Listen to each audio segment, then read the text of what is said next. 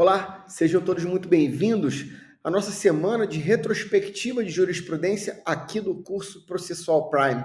Uma semana inteira vamos nos debruçar sobre diversos julgados de direito penal, processo penal, constitucional, administrativo e direitos humanos para que você já inicie o próximo ano atualizado com os julgados mais relevantes do ano de 2023.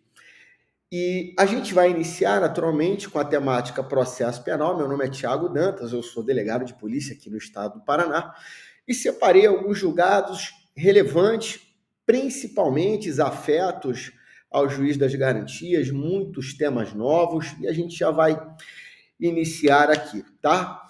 Vamos lá, pessoal. Como a gente sabe, o processo penal, desde a década de 90, 95, 99, com acordo de colaboração premiada lá da lei de crime organizado, a antiga lei 9.034, com a lei 9.099, através dos institutos despenalizadores, o processo ele vem passando por uma modificação significativa. E com a lei, que alterou as medidas cautelares, trazendo as medidas cautelares diversas, de acordo com 282, bem como do artigo 319 do Código de Processo Penal, o pacote anticrime também trouxe alguns institutos, como, por exemplo, o acordo de não persecução penal, para que o processo efetivamente ele se cuidasse daquela instrução, do que viraria efetivamente uma ação penal, daquilo que fosse mais importante, os bens jurídicos tutelados mais relevantes dentro do ordenamento jurídico, tá certo? Então, antes de efetivamente eu ingressar, eu coloquei semana passada sobre algumas questões versando sobre dois institutos também que a jurisprudência vem se debruçando, o cherry picking e o overcharging. A gente vai falar um pouquinho, conforme eu prometi, em vídeo, fazendo a chamada para essa super semana de jurisprudência. Antes, efetivamente, já se inscreva no canal, curta e aguarde que teremos muitas novidades aqui no YouTube do Processual Prime, tá bom? Então vamos falar um pouquinho sobre o cherry picking. O que é esse instituto? Cherry picking seria a escolha das cerejas, seria uma forma em que o próprio Ministério Público e a própria polícia, leia-se, os órgãos de persecução, eles não levariam tudo à disposição da defesa. Ou seja, quando o Ministério Público, quando a polícia, melhor dizendo, ela realiza uma investigação preliminar, naturalmente, isso é uma tendência, mas não é o correto, de a polícia formalizar o arcabouço acusatório para o titular da ação. Mas muitas das vezes, hoje, com a doutrina contemporânea da investigação preliminar, como a gente tem muitos doutrinadores nesta senda, entendem que o inquérito policial ele não se presta nem para a acusação e nem apenas para a defesa, colocando o término, sepultando a característica da unidirecionalidade da investigação preliminar. Tudo aquilo que é perfectibilizado, trazido no curso da investigação preliminar, ele se presta ou para subsidiar a acusação, caso sirva para a acusação, bem como trazer eventuais elementos para beneficiar o quê? A defesa. E o que acontece? Nem sempre o Ministério Público leva a cabo todas as informações na denúncia. Ora, o réu se defende dos fatos. E eu não posso omitir informações que foram angariadas no curso daquela investigação preliminar e trazer uma surpresa para a tese investigativa que violaria o fair play do processo penal, violaria o contraditório, a ampla defesa e a vedação do princípio da não surpresa. Para que tenha uma defesa efetiva, ela deve conhecer tudo aquilo que foi produzido ou na investigação ou que foi trazido para dentro do processo. Não pode o Ministério Público omitir informações da defesa, porque isso violaria contraditório, devido ao processo legal, princípio de paridade de armas e o fair play. Então, o que seria o Instituto do Cherry Picking? Já vou colocar aqui para vocês. Opa, deixa eu levantar. Vamos lá. Significa dizer, opa, deixa eu só, que a polícia e o Ministério Público,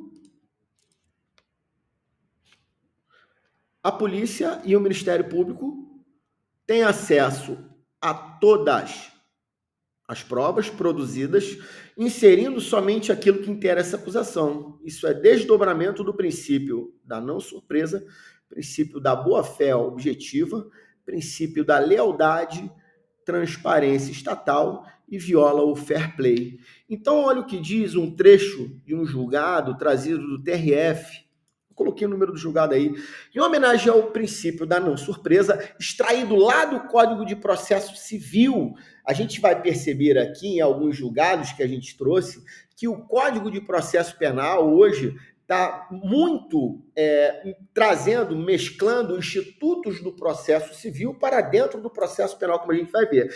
Então, em homenagem ao princípio da não surpresa, desdobramento da garantia da ampla defesa do contraditório devido ao processo legal, especialmente em processo penal, tem os acusados o direito de acessarem todo o acervo probatório considerado pelo Ministério Público ao tempo em que ofereceu a denúncia. O acusado em processo penal não pode ser obrigado a deduzir a sua defesa técnica sem conhecer previamente todo o conjunto de provas que pesa contra si mesmo. No momento em que é oferecida a denúncia, cuidando-se de prova documental, conquanto as partes possam, a princípio, juntá-las a qualquer momento, tratando-se como caso de documentos já existentes à época da denúncia, devem ser juntados no momento da propositura ao juízo. Então, o que significa dizer isso? Interrompe aqui e volta comigo, né? Ora, tudo que foi produzido, seja pela polícia, tudo que foi produzido, seja pelo Ministério Público, aquele arcabouço probatório deve ficar à livre disposição da defesa. Por quê? Você traria um problema na surpresa da tese defensiva, violando a boa-fé objetiva, violando paridade de armas, contraditória em ampla defesa. Então, o cherry picking é exatamente isso. Não pode o Estado escolher os extratos que vão ser demonstrados, serão levados a cabo no processo. Ora, se o réu se defende dos fatos e da imputação, deve o Ministério Público levar todo aquele arcabouço probatório e ficar à disposição da defesa. Tranquilo? Vamos seguir. Então, esse é o Instituto do Cherry Picking. Inclusive, segue, isso viola a súmula vinculante de número 14, que estaria umbilicalmente ligada, tá, à investigação preliminar. Então, diz lá, é direito do defensor, no interesse do representado,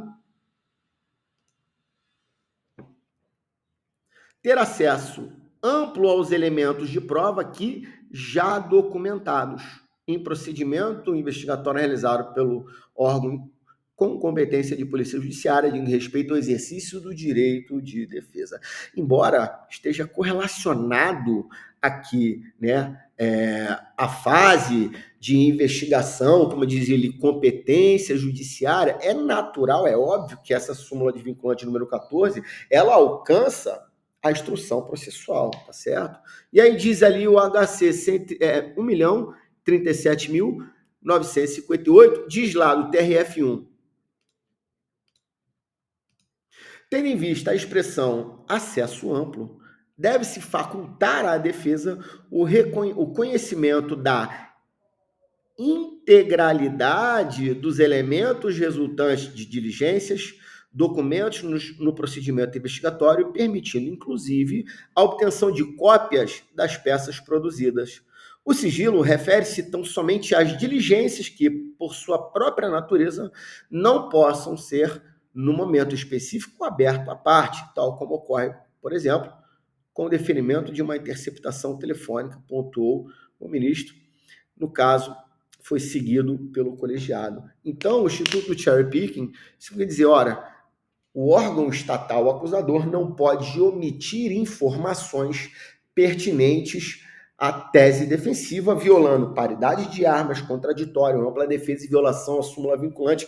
Esse assunto parece bobagem, mas se você parar para analisar, está umbilicalmente relacionado à investigação preliminar. Você, delegado ou delegada de polícia, não pode omitir informações acerca das investigações que possam subsidiar eventual tese defensiva, até porque a polícia, muito cuidado agora, a polícia é um órgão independente, ele não tem nenhuma vinculação com o Ministério Público, ele não tem nenhuma vinculação com o Poder Judiciário.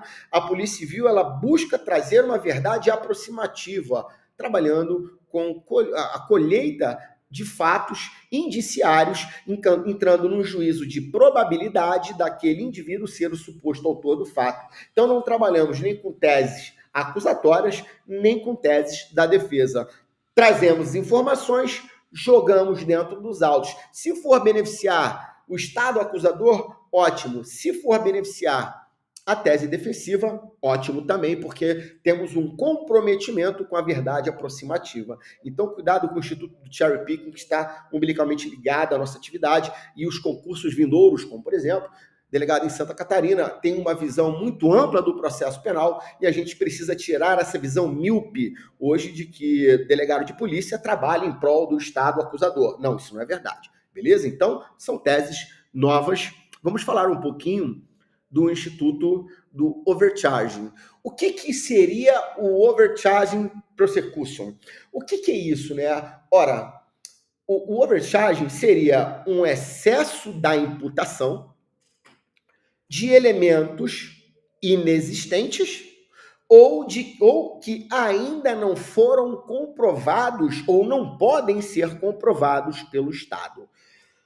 O overcharge é uma técnica que ela tem por finalidade, isso seria um doping processual, nos dizeres do professor Alexandre Moraes da Rosa, no sentido de amedrontar a defesa para que ele confesse uma suposta prática delitiva com o intuito dele se valer de algum instituto do direito processual negocial. Por exemplo, colaboração premiada. O membro do Ministério Público, na denúncia, ele insere tipificações que ainda não tem prova sobre isso ou que é de difícil comprovação, com uma finalidade de causar um certo temor, e ali ele, com uma finalidade de ver uma situação processual um pouco melhor, ele confessa a prática delitiva. Vamos lá. O artigo 41 do Código de Processo Penal diz que a denúncia ou a queixa conterá a exposição do fato delituoso de forma circunstanciada e o réu se defende dos fatos e da imputação. Cuidado com isso numa prova oral. O réu se defende dos fatos e da imputação. Olha a importância do overcharging. Então, a partir do momento em que o Estado acusador insere outros elementos que não consegue comprovar, isso viola a boa-fé objetiva também por parte do Estado. Uma vez que, ora, se eu não tenho como comprovar e a denúncia deve descrever de forma certa e determinada a prática de determinados delitos, é óbvio que isso traz prejuízos significativos, isso viola também o fair play, isso violaria, isso seria uma espécie de doping processual, também nos dizeres do professor Alexandre Moraes da Rosa. Então, rapidamente, para a gente angariar espaço,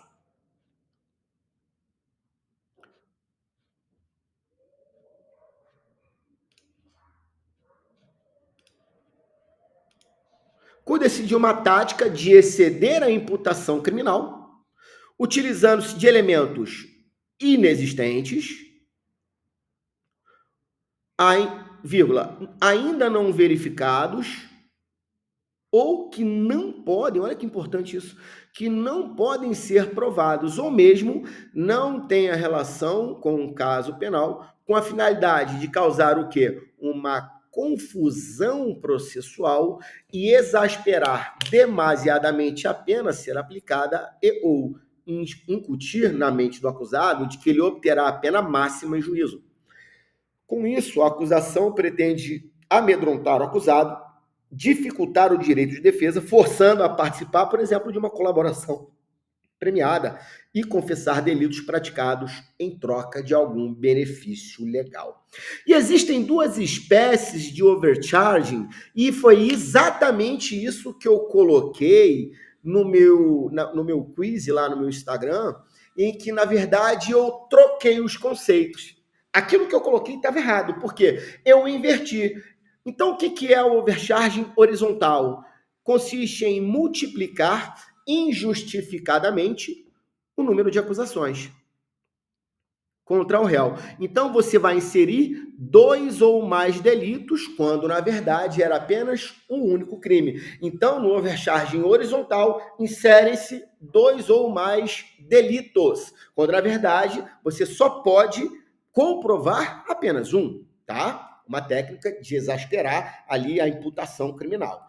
E o overcharging vertical, a denúncia imputa uma única ofensa, ou seja, um único delito, mas em um nível mais gravoso, em um nível muito mais alto daquele que realmente aconteceu. Então, por exemplo, o indivíduo praticou um homicídio, aí o Estado insere homicídio qualificado com a finalidade de obter uma suposta confissão. Isso é o overcharging o quê? Vertical. Então, cuidado, o overcharging horizontal, dois ou mais delitos.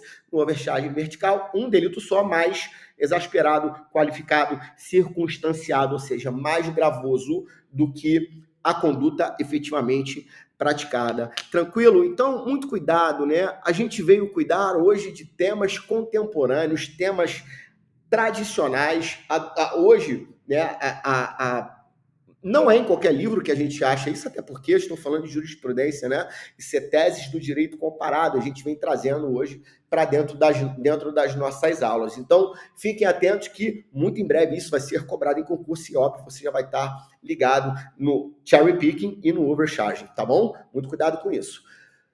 Vamos lá, vou falar de alguns julgados paradigmáticos do ano de 2023. Vamos lá.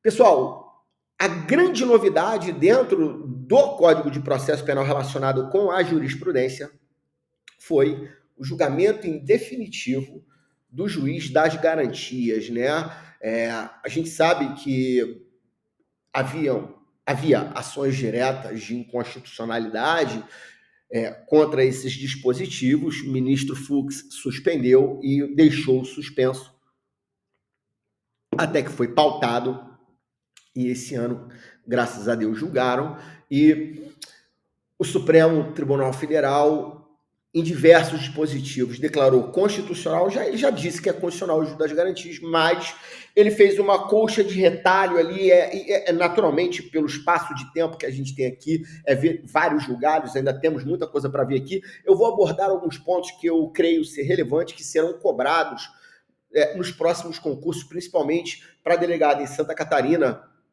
que se avizinha, tá? Vamos lá, turma. Deixa eu abrir aqui o nosso material, muita coisa para a gente falar aqui.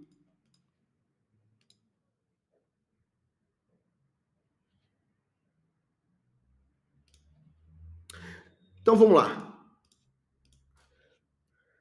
Com a grande finalidade da adoção do juiz das garantias, salvaguardar a imparcialidade julgador, prestigiando a sua originalidade cognitiva. Ora, o juiz que presidiu toda a investigação preliminar, ele tomou contato, ele deferiu medidas cautelares pessoais, cautelares probatórias, cautelares patrimoniais.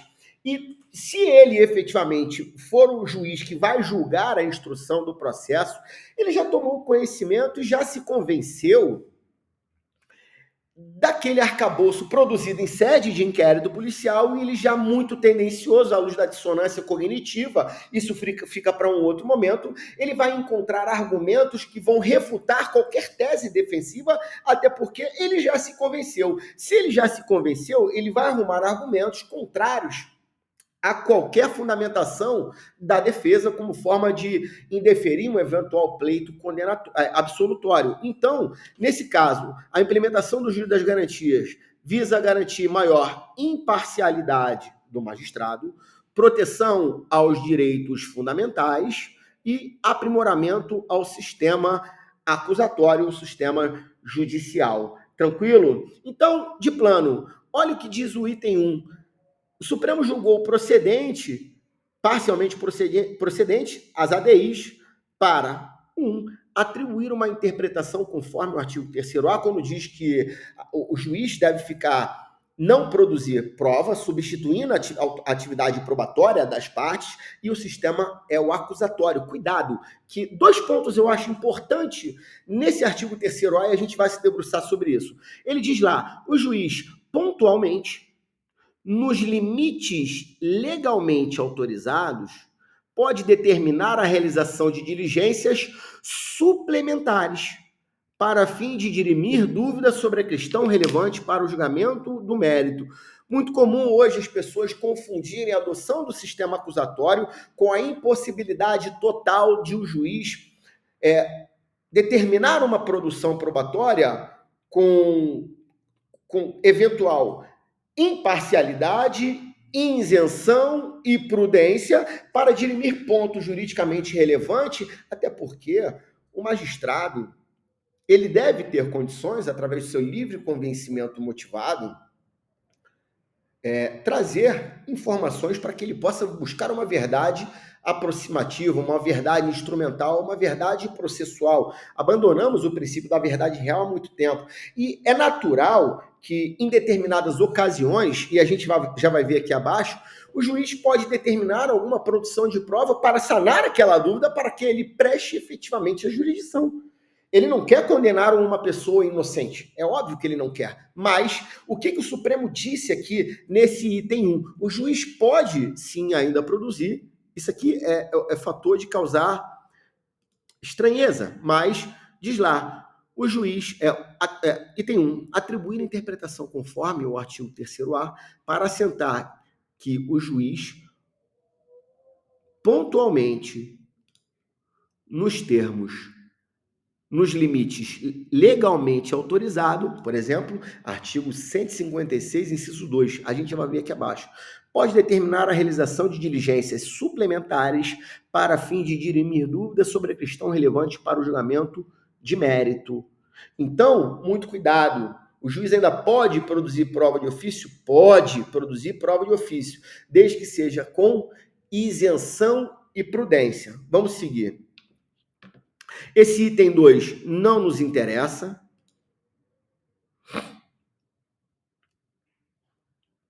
O item 4, atribuir interpretação conforme o inciso 4, 8 e 9 do 3º B, para que todos os atos praticados pelo Ministério Público como condutor da investigação penal se submetam ao controle judicial. A gente sabe que o Ministério Público, ele realiza por esponte própria investigação criminal. E esse ato normativo que o Ministério Público se utiliza para presidir a investigação seria o quê? Seria o PIC. Mas o PIC é regulamentado através de uma resolução. E é óbvio, às vezes o Supremo diz o óbvio, né? Que ele deve orientar o PIC à luz dos direitos e garantias fundamentais, dando conhecimento ao investigado, observância à súmula vinculante e a comunicação ao juiz das garantias de qualquer procedimento investigatório criminal instaurado para que ele tenha o controle de legalidade das investigações, tá certo? Foi isso que disse no item 4, tá?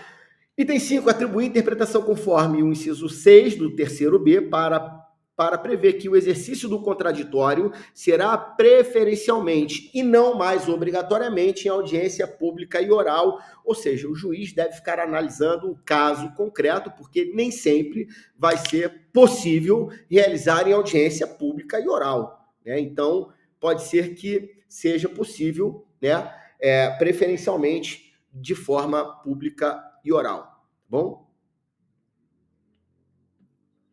Vamos lá, o item 7. Eu reputo como o mais importante do julgamento das ADIs. Quando ele diz declarar a inconstitucionalidade do inciso 14 do artigo 3º B e atribuir uma interpretação conforme para assentar que a competência do juiz das garantias cessa com o oferecimento da denúncia. De acordo com o Código de Processo Penal, diz lá que cessa com o recebimento. Não. O magistrado, o Judiciário Supremo decidiu que ela cessa com o oferecimento da denúncia, e aí algumas observações são importantes. Volta comigo. Algumas observações são importantes. Quem vai fazer o juízo de admissibilidade dessa petição inicial, da denúncia, será o juiz da instrução. O juiz da instrução que vai dizer se recebe ou se rejeita.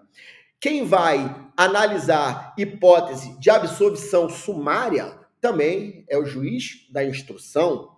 Também quem vai analisar questões de incidentes processuais, litispendência, coisa julgada, exceção de incompetência, será quem? O juiz da instrução e não mais o juiz das garantias. Muito cuidado com isso, que isso é ponto certo de ser cobrado em concurso.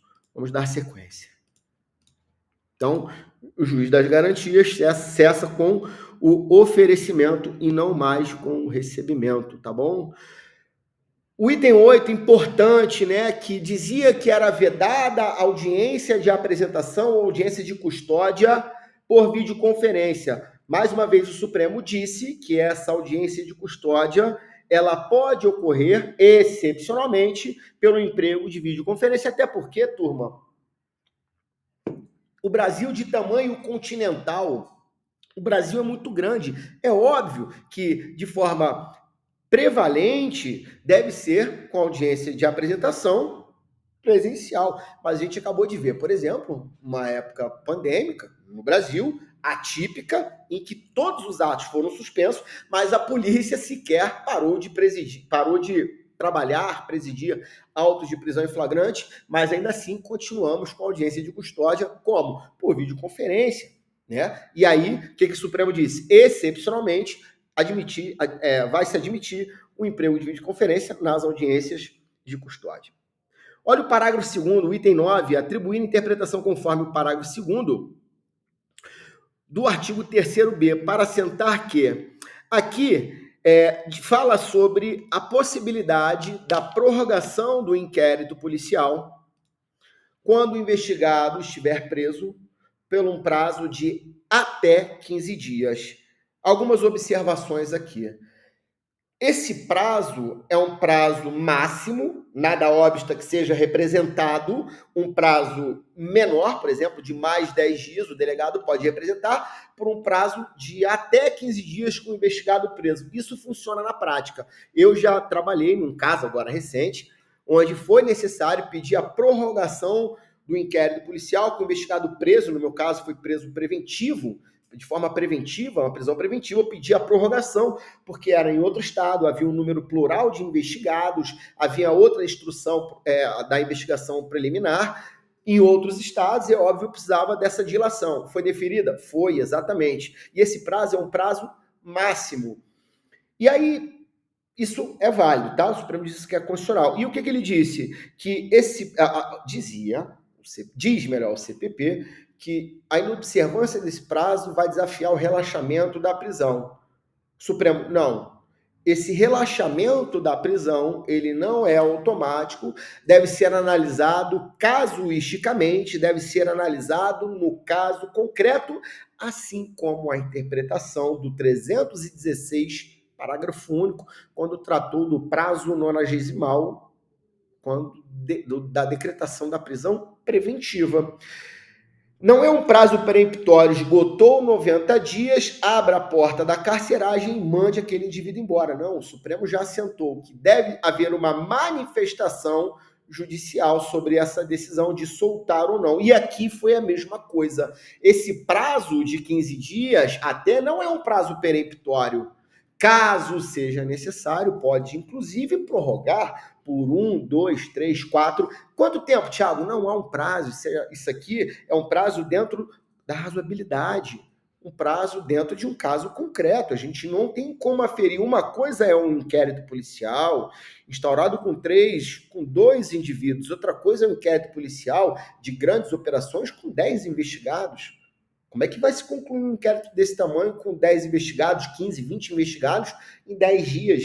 Meramente impossível. Eu não posso afirmar que vai ser revogada, melhor, relaxada, porque a gente está falando de cumprimento de prazo e ilegalidade.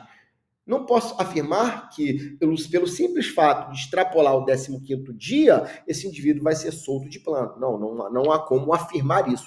E aí o Supremo disse que isso vai ser analisado dentro do caso concreto. Então diz aí, o juiz pode decidir de forma fundamentada, reconhecendo a necessidade de novas prorrogações diante de elementos, olha aqui, elementos concretos e da complexidade das investigações. Item B. A inobservância do prazo previsto em lei não implica em revogação automática da prisão preventiva. Na verdade, aqui não é nem revogação, né? É relaxamento. Revogação é desaparecimento dos motivos ensejadores.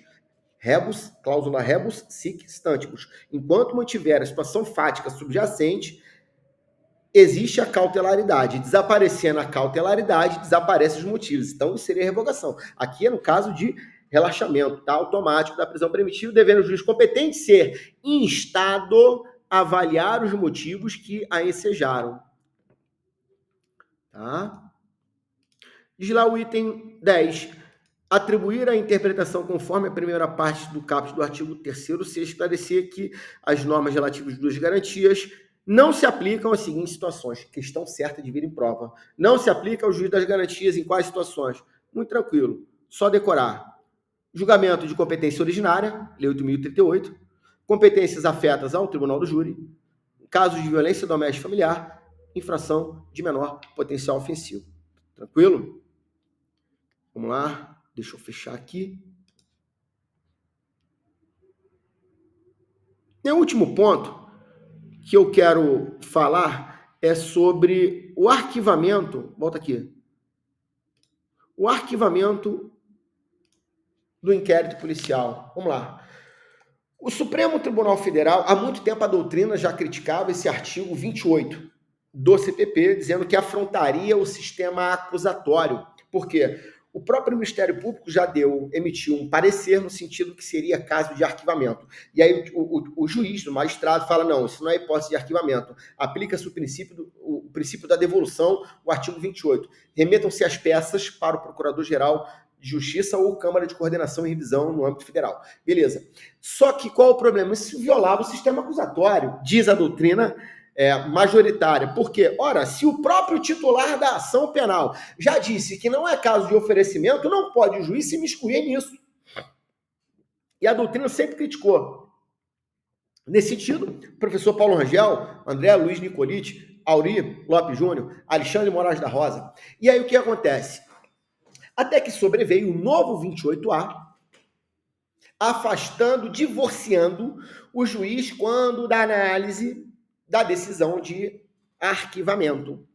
Então, o que aconteceu com o julgamento da ADI? Mesclou o regramento antigo, porque o Supremo disse, em eventual ilegalidade ou teratologia, o magistrado vai fazer remessa ao órgão de instância superior.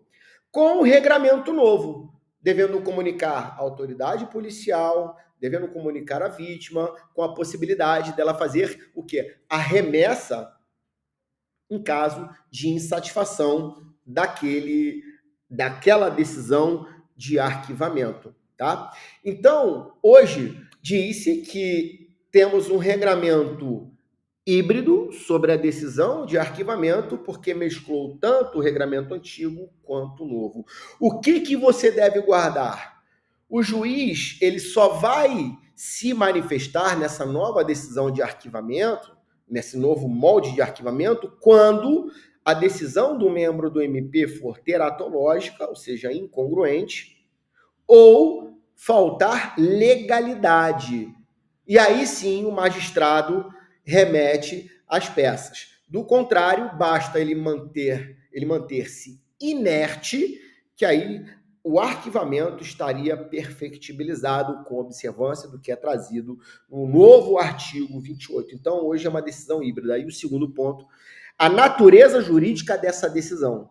Antes era um ato complexo, porque existiam duas manifestações de vontade de órgãos distintos para a perfectibilização de uma manifestação de vontade.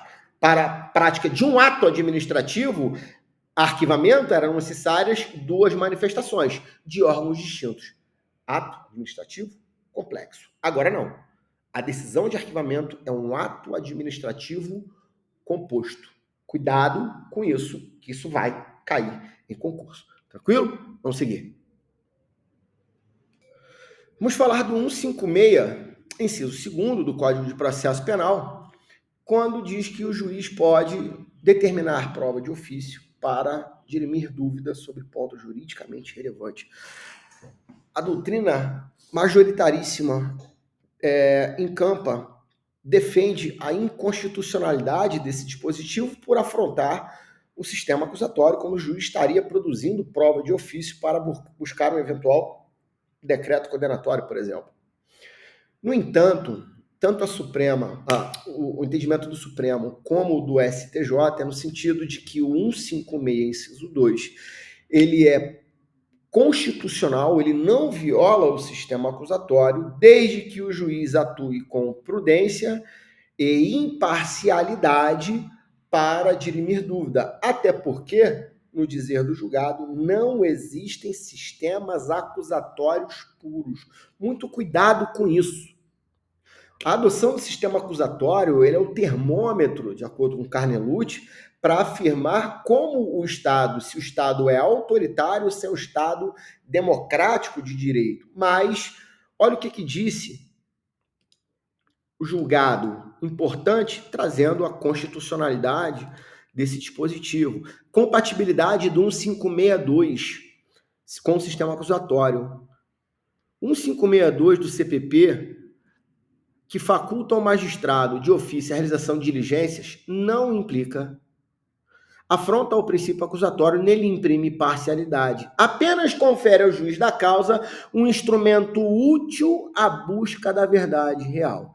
Ainda que adotada a estrutura acusatória para orientar a persecução penal brasileira, opções legislativas que permitam iniciativas oficiosas do juiz devem ser reputadas como legítimas se forem voltadas a conferir racionalidade ao funcionamento da justiça e não coincidentes aos elementos associados ao modelo assumidamente inquisitorial. Olha aqui, ó. Não existem sistemas puros, mas adaptados à realidade de cada país. O que importa é a adoção de regras que melhor atendam às exigências de garantias aos direitos do imputado. Julgado em março de 2023. Então, muito cuidado com isso. E, mais uma vez, o STJ falou sobre um julgado dessa envergadura. Então, 1562 é considerado pela jurisprudência constitucional. Tranquilo?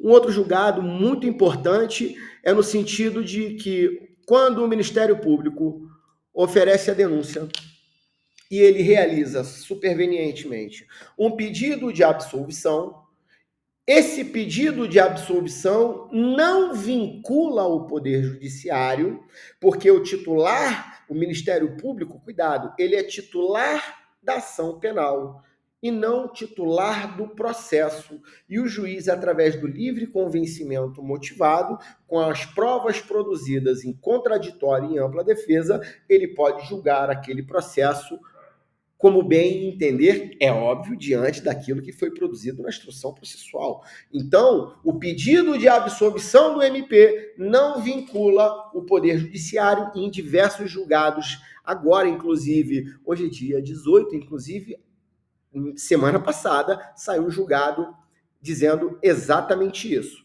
Então, vamos lá. Pedido de absolvição não vincula o judiciário e é compatível com o artigo 3º, a adoção do sistema acusatório. Agravo regimental no recurso especial roubo majorado ofensa ao sistema acusatório, não verificação. violação do artigo 26 do Código Penal, inimputável, né, por doença mental ou desenvolvimento mental incompleto. Inexistência de inimputabilidade. O artigo 385 do CPP é compatível com o sistema acusatório e não foi derrogado, ou seja, revogado parcialmente, pelas inovações trazidas pela Lei 13, pelo artigo 3º, objeto da Lei 13.964. Vamos seguir. Desse modo, ainda que o Ministério Público não manifeste pedido absolutório, é possível haver decisão condenatória sem que isso importe a ofensa ao princípio acusatório, julgado em setembro de 23. Na hipótese, as instâncias de origem alicerçadas no laudo médico pericial e no artigo 26 desacolherem a tese de inimputabilidade do recorrente, não podendo esta corte se imiscuir em provas dos autos. Tá? Julgado 15 de dezembro. Hoje é dia 18 de dezembro, julgado agora no dia 15 de dezembro. Segue o mesmo sentido agora o Supremo Tribunal Federal. Agravo regimental, habeas corpus, parecer do Ministério Público como fiscal da lei pela absolvição, caráter meramente opinativo, inteligência do 385, princípio do livre convencimento motivado. Cuidado com a fundamentação. Qual a fundamentação para isso? Adoção do sistema do livre convencimento motivado. Tá? Diz lá, conforme se extrai o disposto do 385, a manifestação do Ministério Público titular da ação visando a absolvição do acusado não impede que o juiz profira sentença condenatória. Com a mesma razão, o parecer do Ministério Público atuante como fiscal da lei, em seguida, em segunda instância, no sentido de absolvição, ostenta caráter meramente opinativo, não tendo condão, portanto, de vincular a atividade do julgador, a quem compete decidir, observando-se o princípio do livre convencimento motivado. Independentemente da ótica que se adote, não houve violação ao sistema acusatório, já que inexistiu confusão entre as funções de acusar, julgar e defender. 13 de dezembro de 2023. Segue um outro julgado ainda. Tá aí. Deixa eu só utilizar a borracha aqui para não ficar essa bagunça aqui. Espera aí.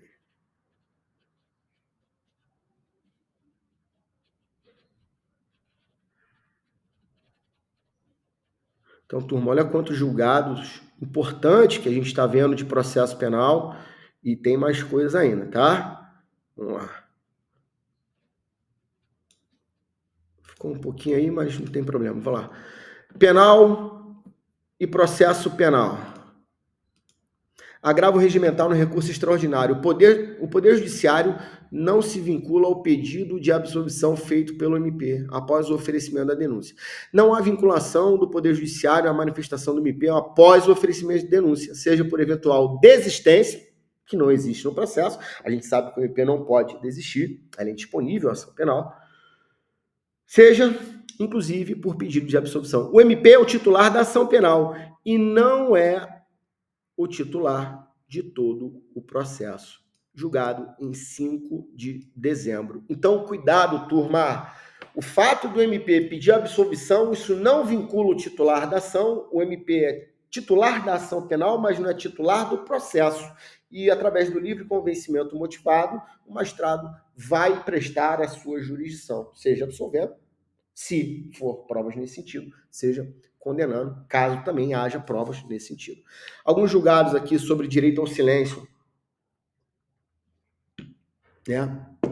O interrogatório, bota comigo, o interrogatório ele se perfectibiliza em duas fases. O interrogatório sobre a pessoa do investigado e o interrogatório de mérito, interrogatório sobre a imputação. O interrogatório sobre a pessoa daquele investigado, ele não possui o direito ao silêncio, ou seja, ele tem o dever de prestar a informação ao delegado de polícia ou ao magistrado, por exemplo, nome completo, filiação, a qualificação, dados os objetivos que possam individualizar aquele indivíduo, sob pena, inclusive, de caracterização da contravenção do artigo 68 da lei de LCP, lei de contravenção penal. Isso caracteriza, pode até em tese caracterizar o quê? A contravenção do artigo 68, tá? Então, vamos lá, vamos voltar ao nosso material. O direito ao silêncio não incide na primeira parte do interrogatório, que é o interrogatório de qualificação, de identificação do réu, tá? Somente sobre o interrogatório de mérito. Predomina o entendimento de que a ausência de menção ao direito ao silêncio no momento do interrogatório não resulta automaticamente em nulidade, devendo-se verificar, no caso concreto, a prova do prejuízo, tá? Lembrando ainda, se for declarada nulidade, nulidade de ordem relativa, deve ser comprovado o prejuízo, também julgado aí pela primeira turma do Supremo em 22 e através do STJ da quinta turma, julgado agora em dezembro de 2023. Tranquilo? Então, direito ao silêncio, mesma coisa. Direito ao silêncio parcial, né, ou seletivo. O STJ, bem como o Supremo, já aduziu desde 2022 em campo que o réu pode exercer o direito ao silêncio parcial. Ora, se ele tem o direito ao silêncio, não me importa se ele vai exercer de forma parcial, de forma total. É perfeitamente possível. Se é direito, não há que se falar em mitigação desse direito, tá certo? Então, ele pode responder apenas às perguntas da defesa, sem que isso viole alguma cláusula dentro do processo penal, tá certo? E aí o artigo 198, quando o silêncio do acusado diz, né, quando diz que o silêncio do acusado, ainda que não importe em confissão, poderá constituir elemento de formação de convencimento do juiz. Essa tese, essa parte do dispositivo foi considerada não recepcionada, julgada aí pela sexta turma do STJ, agora também em junho, tá bom? E um outro julgado ainda sobre direito ao silêncio diz lá, o Supremo reconhece repercussão geral para definir se o direito ao silêncio deve ser informado como garantia também no momento da abordagem policial. Porque qual era a tese? Ora, quem tem o dever de advertir do direito ao silêncio é o delegado de polícia, membro do Ministério Público e o juiz. O agente da autoridade, a polícia militar, não tem direito. O que o Supremo disse? Negativo. Esse direito, essa advertência do direito ao silêncio, ela já comporta, ela já é albergada desde o momento da abordagem em sede de via pública. Quando aquele indivíduo está em via pública, a primeira abordagem policial, ele já deve ser arguído, ele já deve ser questionado, já deve ser orientado sobre o direito ao silêncio. Inclusive, preste atenção agora, que também já foi objeto de julgamento, inclusive em sede de busca domiciliar. Quando a polícia ingressa no domicílio daquele indivíduo em que ele é investigado, já deve a autoridade policial advertir o direito ao silêncio a partir daquele momento. Porque é muito comum, ele é abordado em via pública, a PM aborda, encontra algumas substâncias, etc., e pergunta a ele o que ele ia fazer, para onde ele ia, de onde ele compra, é normal isso. E aí o policial, na hora de prestar o depoimento com o primeiro condutor do flagrante, ele já presta informações, aquilo que o indivíduo disse a ele em via pública. Ora, então ele tem o direito de ser informado já no momento da abordagem. Não é exclusivamente um dever do delegado de polícia, é o dever de informar, tá bom? Muito cuidado com isso, tá? Vou falar de um tema muito relevante, muito bacana, que está em voga. Relatório de inteligência financeira, ou Unidade de Inteligência Financeira. Hoje é o antigo COAF. A lei de lavagem de dinheiro, as leis que cuidam do microsistema dos crimes contra a ordem econômico-financeira, crime de lavagem de dinheiro, crime contra a ordem tributária, contra o sistema financeiro nacional, crime contra a economia popular, essas normas, elas comportam um microsistema de crimes contra a ordem econômica e financeira. E a lei de lavagem de dinheiro, ou lavagem de capitais, traz que os órgãos que têm por finalidade verificar as movimentações atípicas, elas têm o dever de prestar informação espontaneamente. E aí, olha a discussão. RIF, Relatório de Inteligência Financeira, para vocês entenderem. Quando se realiza movimentações atípicas, o COAF ele já fica ligado. Por exemplo, se você tem uma movimentação de 4, 5 mil reais na sua conta, repentinamente você começa a movimentar 30, 50, 100, 200 mil reais por mês, automaticamente a unidade de inteligência financeira, atual e o antigo COAF, fala assim, vamos fazer um relatório de inteligência financeira. Ele vai analisar aquelas movimentações atípicas. Olha a tese. Será que a polícia requerendo, ou melhor, requisitando esses RIFs, essas informações financeiras desses indivíduos, isso violaria o sigilo bancário ou não? Muito cuidado, são duas espécies de RIF. RIF espontâneo e o RIF provocado. O RIF provocado é quando não há nenhuma movimentação atípica e o delegado fala assim: eu quero o RIF do fulano. Ou seja, eu estou exigindo que a unidade de inteligência financeira vasculhe a vida financeira daquele indivíduo sem nenhuma motivação idônea subjacente e compartilhe comigo, polícia, essas informações. Esse tipo de RIF não é válido. Isso demanda autorização judicial, isso é afastamento de sigilo bancário.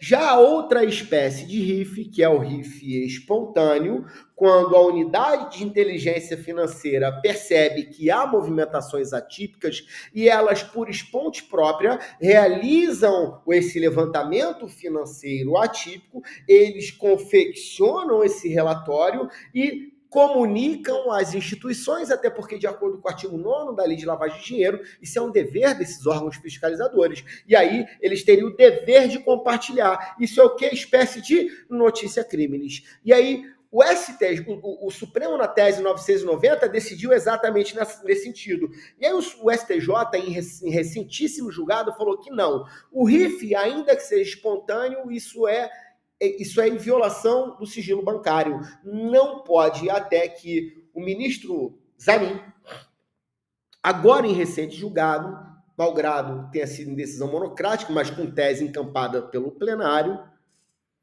disse que a tese 990 a ser observada deve ser observada, inclusive, pelo próprio STJ. Ele cassou a decisão da ilegalidade do RIF compartilhado, certo? E decidiu que o RIF se distingue quando não há nenhuma informação que daria aso ao pedido pelo delegado. Isso é o quê? Phishing Expedition. Percebe? Já o RIF, que já tenha sido produzido pela unidade de inteligência financeira por uma movimentação atípica e o delegado de polícia, ao requisitar esse RIF, isso é compartilhamento de informações previamente já realizada. Consegue compreender a diferença? Uma coisa é, o indivíduo não tem nada, nenhum histórico subjacente, nenhum histórico de movimentação atípica. A polícia requisitar o RIF para a unidade de inteligência financeira, não pode. Isso é violação do sigilo bancário. Mas aquele indivíduo está praticando movimentações atípicas. O RIF, a própria unidade de inteligência financeira já começou a levantar tudo. Aí o delegado de polícia compartilha comigo, olha, tem indicativo, compartilho, toma. Isso é quebra de sigilo bancário? Não. Isso é compartilhamento de unidade de inteligência financeira. Muito cuidado, isso é muito importante, principalmente para aqueles concursos de envergadura mais significativa. Então, rapidinho, acho que ficou clara a minha explanação. Diz lá, sem autorização judicial, é ilícita a solicitação de relatórios de inteligência financeira feita pela autoridade policial ao COAF. O Supremo, ao julgar o recurso extraordinário 1.055.941, tema 990, fixou a tese no sentido de que é válido o compartilhamento, olha a expressão, isso é compartilhamento do relatório de inteligência financeira com a polícia e o MP para fins criminais sem prévia autorização judicial. Assim, constatada pela unidade de inteligência financeira, uma possível ilegalidade, ela pode e deve, porque isso está lá no artigo da Lei de Lavagem de Dinheiro, artigo 9º, salvo melhor juízo, compartilhar o RIF com os órgãos de persecução penal sem necessidade prévia, tá certo? Disse o Supremo. E aí o STJ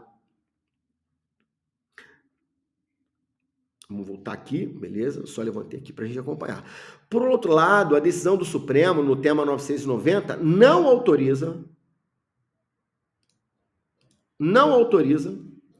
que a autoridade policial MP possa requisitar diretamente ao COAF o envio de relatório sem autorização judicial. Aqui é sem ter nenhuma movimentação atípica. É isso que ele quis dizer. O Supremo decidiu, no tema 990, que a unidade de inteligência financeira pode compartilhar os RIFs com os órgãos de persecução penal, mesmo sem autorização. O Supremo, no tema 990, não decidiu que os órgãos de persecução podem requisitar diretamente sem autorização. Aí o STJ, julgado agora no informativo 784, em agosto, disse que não pode requisitar o RIF direto. Aí olha o Zanin. O ministro Cristiano Zanin, do Supremo, cassou a decisão do STJ, que havia considerado ilegal o relatório de inteligência financeira do COAF, requisitado diretamente pela polícia sem prévia autorização. A decisão foi tomada na reclamação 61944. Ao acolher o pedido, o ministro Zanin explicou que no julgamento do recurso extraordinário do tema 990, o Supremo, olha agora, validou o compartilhamento de relatório do COAF sem necessidade de prévia autorização, emitidos, olha aqui em vermelho, espontaneamente ou por solicitação dos órgãos para fins criminais. Portanto, para o relator, a redação do tema 990 não permite interpretação feita pelo STJ. Ao cassar a decisão, Zanin determinou que outra seja adotada pelo STJ em observância ao entendimento do Supremo na matéria. Então, muito cuidado, que isso é tema certo de concurso. Tá? Uma coisa é o RIF espontâneo e o RIF provocado. O RIF provocado não pode, mas o RIF espontâneo pode? Pode, porque foi aquele que o próprio COAF, ou melhor, a Unidade de Inteligência Financeira, já produziu, porque a movimentação dele foi atípica e ele só compartilhou com a polícia. Tudo bem? Beleza? Então, cuidado com o RIF provocado e o RIF espontâneo. Beleza? Bacana. Vamos lá, rapidinho, fechar aqui e abrir já uma aba nova.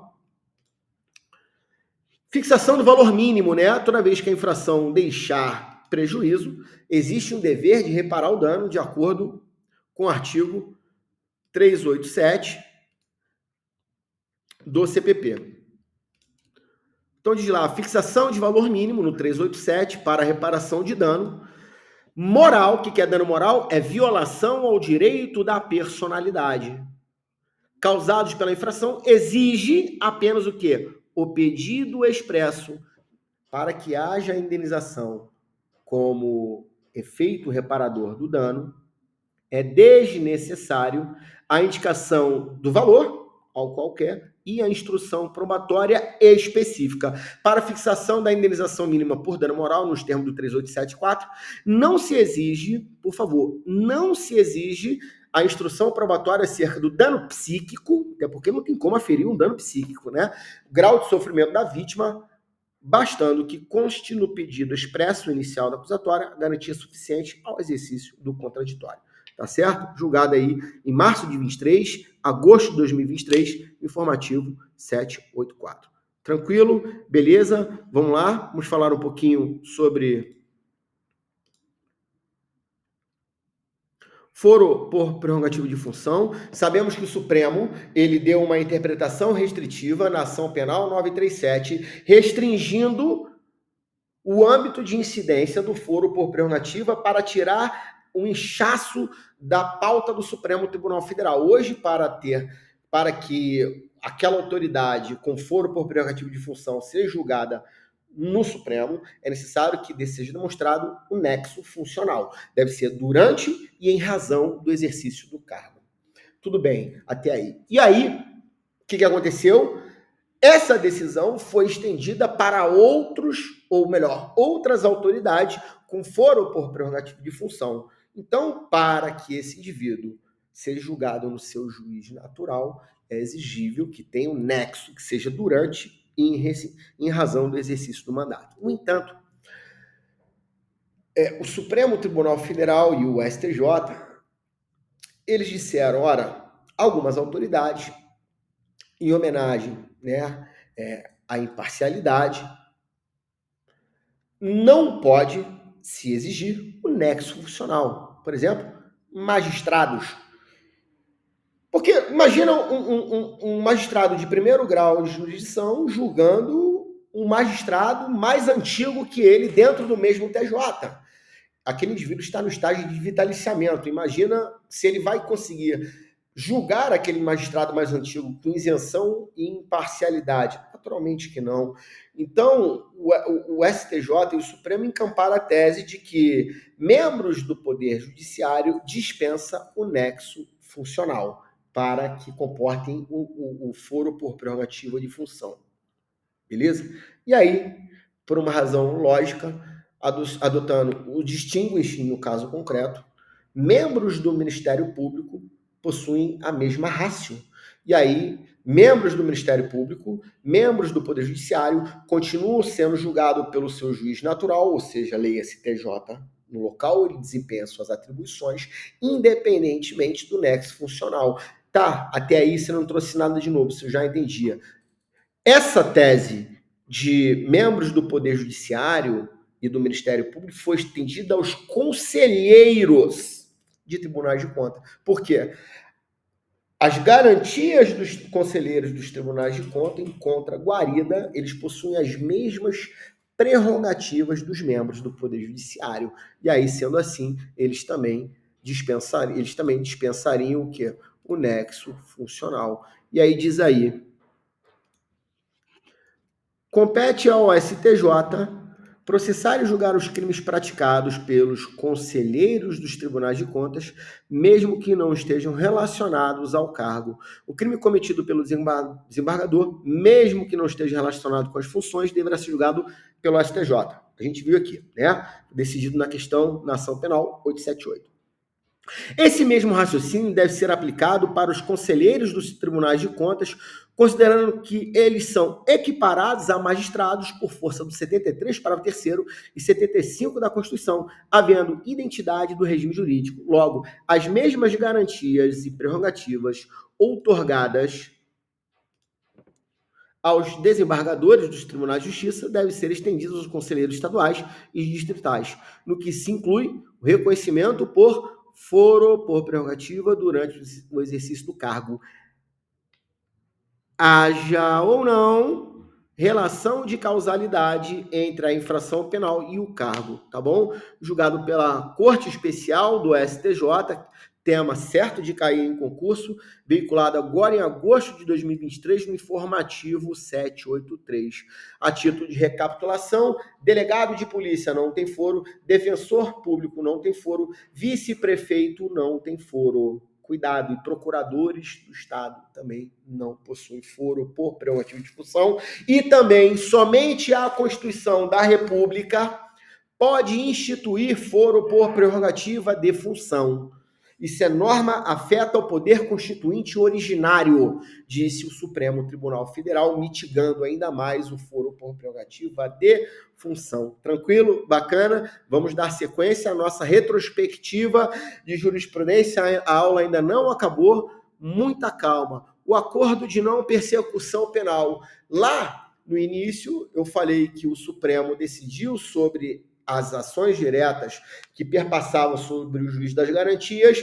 A Lei 13.964 foi o que trouxe o acordo de não persecução penal para dentro do ordenamento jurídico, e o Supremo disse que o acordo de não persecução penal é constitucional. Alguns julgados aqui, claro, somente os mais recentes. Eu vou tratar aqui rapidamente. Vamos lá. O parágrafo 14 do ANPP perpassa, ele diz que, deixa eu botar para cá, beleza. Garante a impossibilidade de um investigado requerer a remessa dos autos ao órgão superior nas hipóteses em que a acusação tenha se recusado a oferecer ao ANPP. Essa remessa não suspende a tramitação da ação penal. O parágrafo 14 traz a possibilidade dele, resignado, do Ministério Público não ofertar a possibilidade do ANPP. Ele pode recorrer? Pode. Esse recurso nominado não tem o condão de suspender a ação penal. No caso de recusa do oferecimento do acordo de não persecução pelo representante do MP, o recurso dirigido às instâncias administrativas contra o parecer da instância superior do MP não detém efeito suspensivo, capaz de sustar o andamento de ação penal, julgado agora no informativo 780. Então, cuidado, esse eventual recurso e resignação contra a não oferta da propositura do ANPP, até porque não é direito subjetivo daquele indivíduo, porque além dos requisitos objetivos, existe o requisito subjetivo, ou seja, capaz de evitar um procedimento um pouco maior, ou seja, um prejuízo maior, ou seja, deve ser necessário o oferecimento à prática delitiva. Ora, se o indivíduo se dedica a práticas criminosas, se o indivíduo possui diversas anotações criminais, se o indivíduo tem um estilo de vida dedicado à prática do crime, é óbvio que a oferta de um acordo de não persecução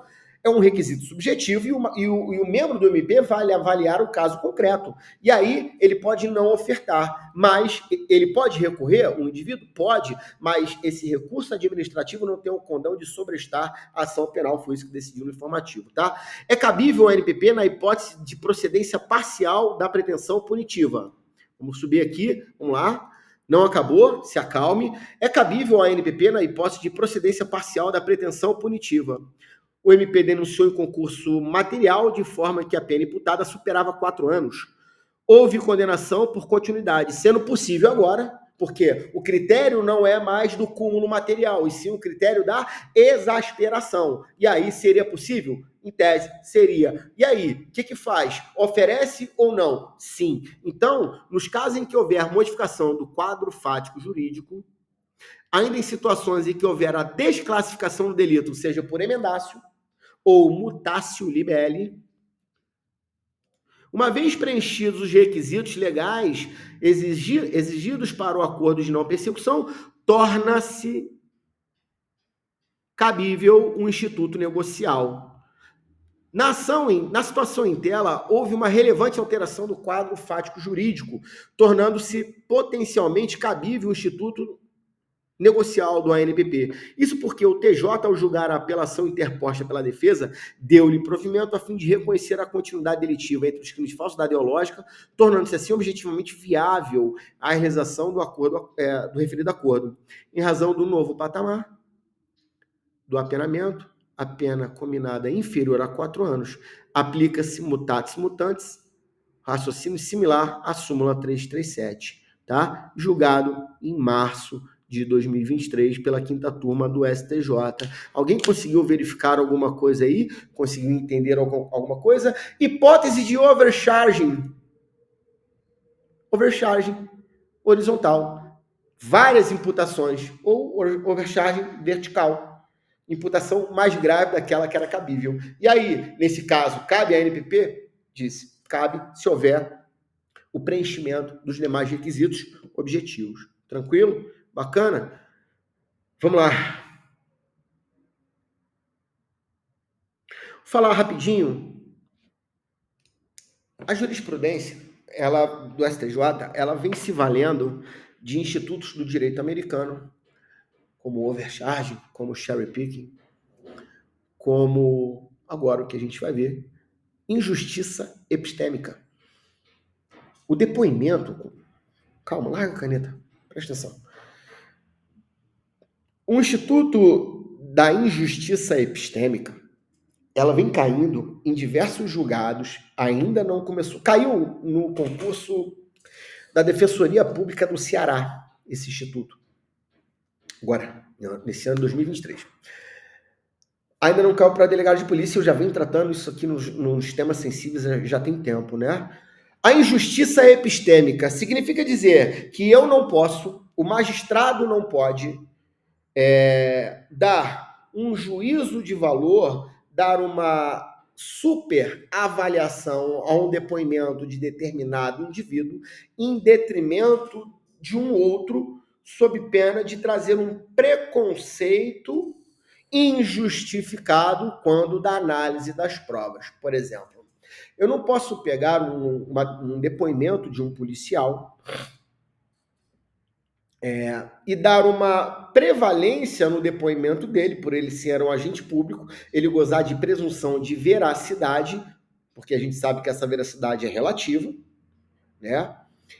E em detrimento do interrogatório do acusado. Ou seja, eu iria descredibilizar o interrogatório do acusado, partindo da premissa que ele está mentindo, ele falta com a verdade, e superdimensionar aquele depoimento de um policial ou de uma pessoa que tenha mais credibilidade perante a sociedade. Essa é uma tese da britânica Miranda Fricker, e ela trata exatamente isso. Não é possível trazer um dimensionamento maior para um determinado indivíduo em detrimento do outro. Todos estão numa linha de horizontalidade, devendo o magistrado, através do livre convencimento motivado, analisar. Isso é injustiça epistêmica. E o STJ, eu já vi em 4 ou 5 julgados utilizando essa expressão, injustiça epistêmica. Então, muito cuidado com isso. Vamos dar sequência. A aula ainda não acabou. O depoimento testemunhal indireto, aqui é o testemunho de ouvir dizer, né? Aqui. Vamos lá. O exercício do direito ao silêncio não pode servir de fundamento para descredibilizar o acusado, nem para presumir a veracidade das versões apresentadas por policiais, sendo imprescindível a superação do estándar probatório, o quantum de prova mínimo para que o magistrado possa apreciar. No caso concreto, o réu foi condenado ao argumento de que fosse verdadeira e frágil negativa judicial, certamente o réu teria apresentado perante a autoridade policial, quando, no entanto, valesse do direito constitucional ao silêncio, comportamento que, se por um lado não pode prejudicá-lo, por outro, permite afirmar que a simplória negativa é mera tentativa de se livrar da condenação. O fato de o réu ter ficado em silêncio no inquérito foi utilizado como premissa para se considerar que as declarações dos policiais foram verdadeiras e que a negativa do réu em juízo foi mentirosa. Para o STJ, essa fundamentação representou violação direta ao artigo 86, isso aqui nada mais é que uma injustiça epistêmica. Cuidado com isso. É o superdimensionamento de uma pessoa em descredibilização da outra. Ou seja, o teu depoimento vale mais do que aquela outra pessoa. Não pode ser analisado através do livre convencimento motivado. Tranquilo? E aí um outro tema importante dentro da jurisprudência é o hearsay testimony, ou testemunho de ouvir dizer. Né? A gente sabe que, em regra, o testemunho de ouvir dizer ele não se presta para um decreto condenatório, ele deve ser analisado com as demais provas do processo. Percebe quanta coisa nova de processo penal no STJ. O depoimento testemunhal indireto não possui capacidade necessária para sustentar a acusação e justificar a instauração do processo penal, sendo imprescindível a presença de outros elementos probatórios substanciais. A falta de justa causa para o exercício da ação penal decorre da ausência de elementos probatórios mínimos que respaldem a acusação, como é o caso do testemunho indireto ou por ouvir dizer. A análise dos elementos circunstanciais e acidentais presentes nos autos revela a inexistência de indícios mínimos de autoria dos delitos imputados. O depoimento testemunhal indireto, por si só, não possui capacidade necessária para sustentar uma acusação consistente, sendo imprescindível a presença de outros elementos probatórios substanciais. A rejeição da denúncia é a medida adequada diante da insuficiência de elementos probatórios que vinculem o acusado aos fatos alegados, em conformidade com o princípio constitucional da presunção de inocência. Então, pessoal, percebam, né? O testemunho indireto, ele não se presta para pronúncia, ele não se presta para um decreto condenatório. Contudo, vírgula, teve um julgado recente do STJ em que o caso ele era passível de temor. Todas as pessoas conheciam aquele indivíduo que supostamente praticou o crime e essas pessoas não queriam prestar o depoimento. Houve um testemunho de ouvir dizer, mas todos possuem temor daquele indivíduo. Isso aí vale para o oferecimento de denúncia? Sim, disse o STJ em recente julgado. Mais uma novidade, o Instituto do Venire contra Factum próprio, proibição do comportamento contraditório, instituto lá do direito civil, ele também tem incidência dentro do processo penal. Eu tratei disso quando eu lancei meu módulo de jurisprudência lá no início do ano. Eu tratei do venire. E o venire dentro do processo penal, muito legal isso, pessoal. Teses do direito civil, né, sendo trazidos para dentro do processo penal. Eu não posso me comportar de forma contraditória. Então, qual foi o julgado? Deixa eu abrir aqui para vocês entenderem. Ele se aplica, disse o STJ, inclusive, em desfavor do próprio réu, tá? Opa, deixa eu subir aqui. O venire contra factum próprio também se aplica ao réu no processo penal. A regra que veda o comportamento contraditório aplica-se a todos os sujeitos processuais. Assim, não é aceitável que o réu, após manifestar desinteresse em acompanhar o processo, já que mudou do endereço sem informar ao juízo, depois que é decretada a revelia, venha aos autos alegar a nulidade. Qual foi o caso concreto? Ele foi citado, ele apresentou resposta à acusação, né? E aí depois se mudou e sumiu.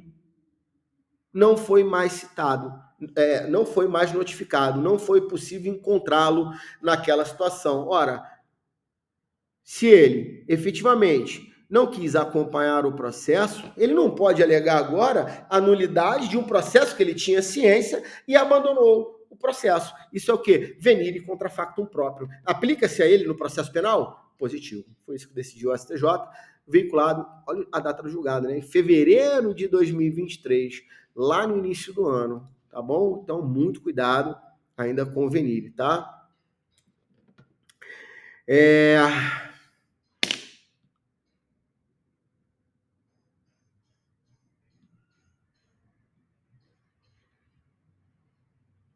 Mais dois assuntos aqui para a gente concluir. Vamos lá. Dois temas afetos à prisão.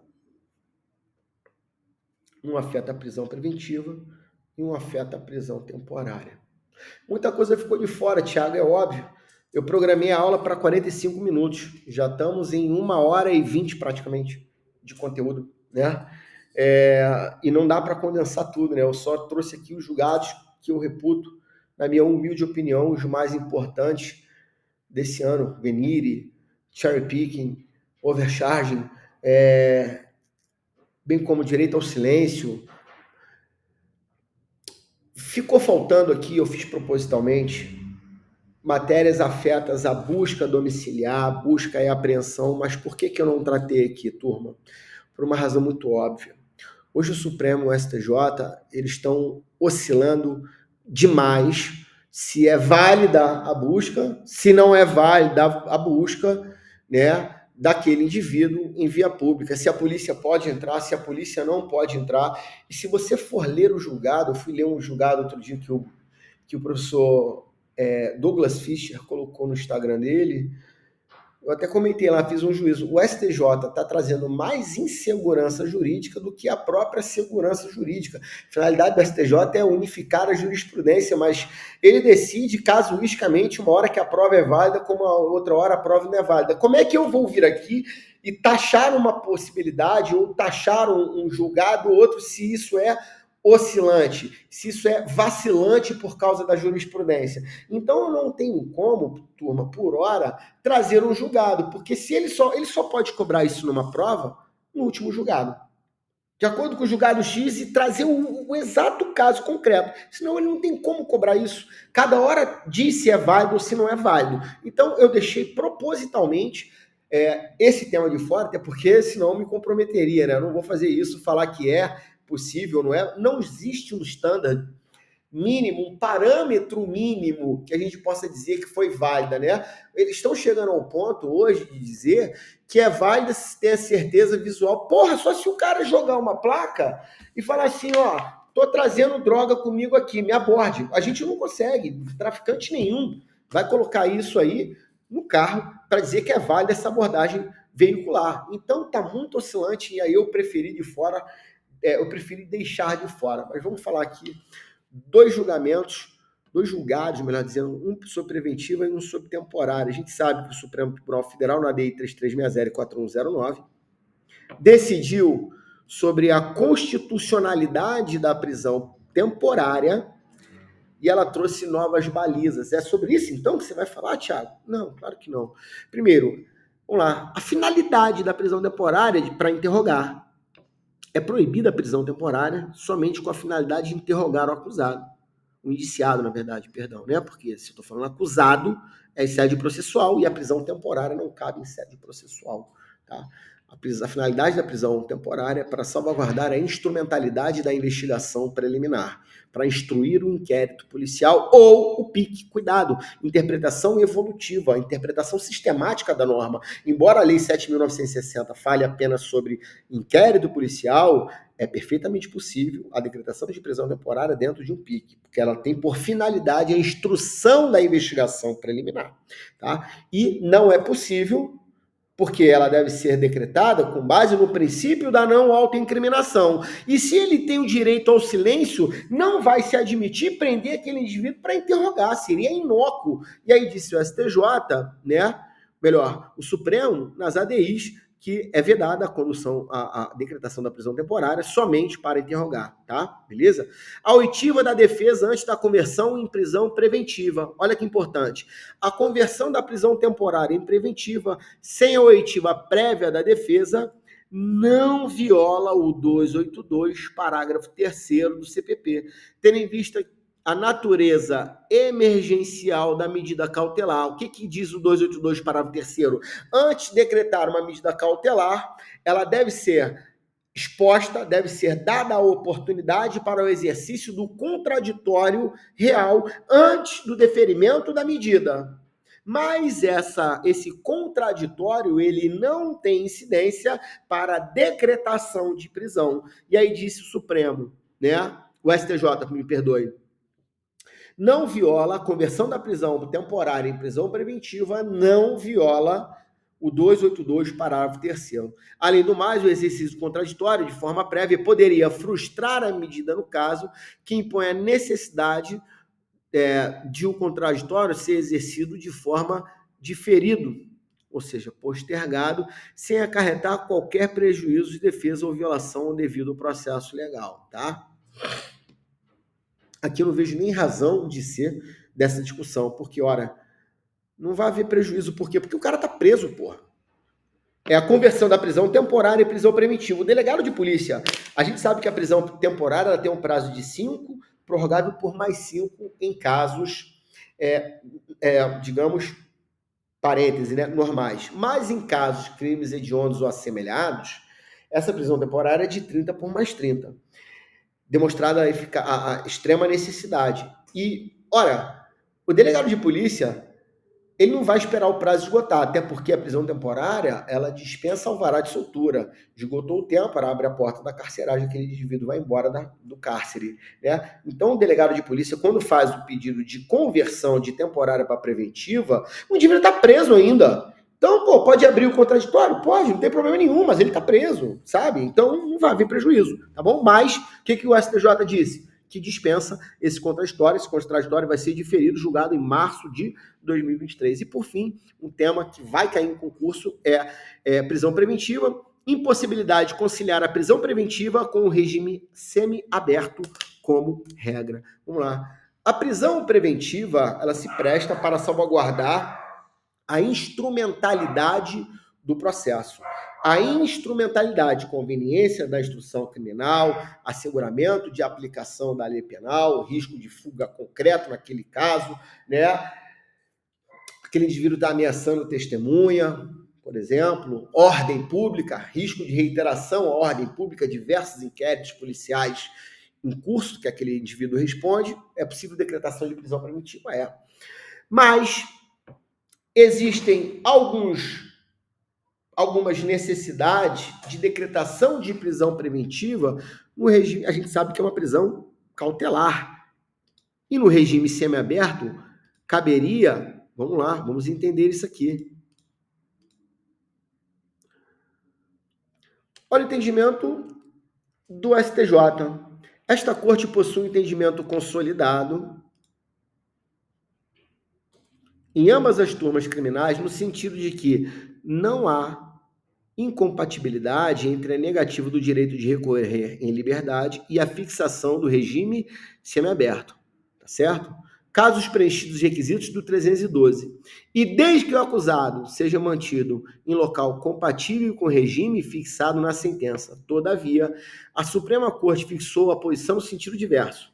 Isso não impede que a prisão seja mantida em casos excepcionais, desde que apresentada a fundamentação demonstrando a imprescindibilidade da medida. Embora o Supremo Tribunal Federal tenha afirmado o entendimento de que a prisão preventiva é incompatível com a fixação do regime inicial semiaberto, tal regra comporta exceções. Quais são as exceções, Thiago? Duas. Primeiro, reiteração delitiva e violência de gênero. Por quê? Isso é o quê? Desdobramento da homogeneidade das prisões. Eu não posso submeter aquele indivíduo a um título mais gravoso na instrução processual do que ele receberia ao final. Ora, se ao final ele vai receber aplicação de um regime semi-aberto, eu não posso prendê-lo preventivamente até apreciar aquele eventual recurso. E aí, o que decidiu tanto o Supremo quanto o STJ? Vamos lá, rapidinho.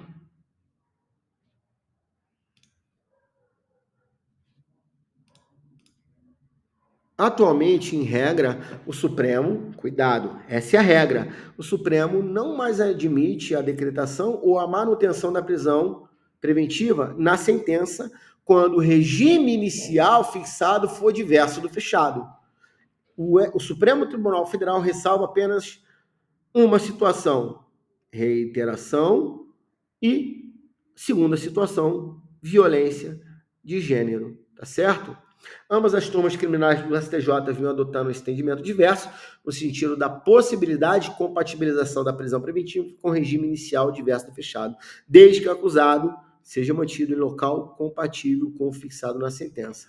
Mais recentemente, o STJ sinalizou aderir o entendimento do Supremo, impedindo como regra a prisão preventiva quando a condenação se dá no regime inicial diverso do fechado, tá certo? Julgado em junho de 2023. O tema tem gerado quantidade expressiva decisão no Supremo, não se pode descartar a edição de uma súmula vinculante em breve a respeito, tá certo? Turma, vamos lá. Quase 1h30 de muito conteúdo aqui de jurisprudência, jurisprudência do Supremo, do STJ. Naturalmente, não é o espaço para a gente abordar tudo. Ainda temos uma semana inteira pela frente. Amanhã, professor Rafael Gobi, Leis Penais Especiais. Na quarta-feira, professor Diego, com Constitucional. Professor Gustavo Fernandes, em Direito Administrativo. Na quinta, meu irmão Marcelo Veiga, Direito Penal. Sexta-feira, professor de Direitos Humanos. Perceba, direitos humanos cada vez mais ganhando destaque nos concursos. Você que foi aprovado para delegado de polícia em São Paulo, nosso módulo de prova oral para te colocar em outro patamar, te preparar técnicas de oratória, te dar conteúdo, como se portar, como falar, o que não falar, como responder uma questão quando não se sabe a resposta. Eu consigo responder? Consegue. Isso tudo a gente vai te ensinar no nosso módulo de prova oral para delegado de polícia em São Paulo, tá certo? E ainda temos prova para delegado em Santa Catarina. Vamos ter o nosso aulão de véspera. Quem não sabe, a gente sempre vem acertando a segunda fase. Acertamos em cheio. Prova dependente de memória, reconhecimento de pessoas, né? Trazido no concurso de São Paulo. Tivemos a felicidade, bem como Alagoas, acertamos também o tema, a lei intertemporal ali no crime de estelionato, acertamos também no Espírito Santo, segunda fase, indiciamento e assim sucessivamente, tá bom? Quero deixar um abraço fraterno, desejar um Feliz Natal, um excelente ano a todos e a gente se encontra em breve. O Processual Prime aguarda vocês. Até o nosso próximo encontro.